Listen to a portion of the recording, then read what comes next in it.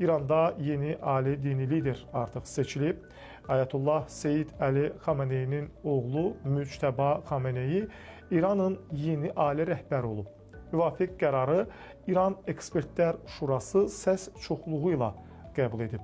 İranın yeni ali lideri seçilən Müctəba Xameneyinin kimliyi ictimaiyyətdə çox ciddi bir maraq doğurur, maraqla qarşılanır. Qeyd edək ki, Müctəba Xameneyi 1969-cu ildə İranın Məşhəd şəhərində anadan olub. İranın sabiq ali rəhbəri Əli Xameneyinin ikinci övladıdır.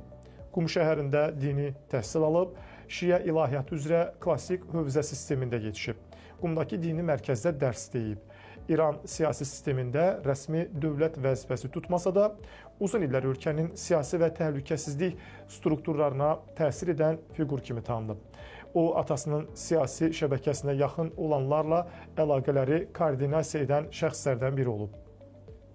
Müctəba Xameneyi İranın sabiq prezidenti Mahmud Əhmədinejadın qatı tərəfdarı olması 2005-2009-cu il seçkilərində Əhmədinejada dəstək verməsi ilə də yadda qalıb. O, həmçinin Körfəz müharibəsində iştirak etdiyi də deyilir. Bəzi ekspertlər Müctəba Xameneyinin İran İslam Respublikası İnqilabi Keşikçilər Korpusu ilə yaxın əlaqələrə malik olduğunu da qeyd edirlər.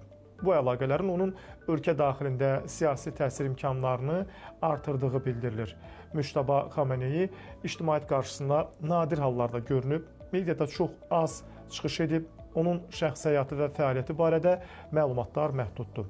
Buna görə də o, İran siyasətində ən qapalı fiqurlardan biri hesab olunur.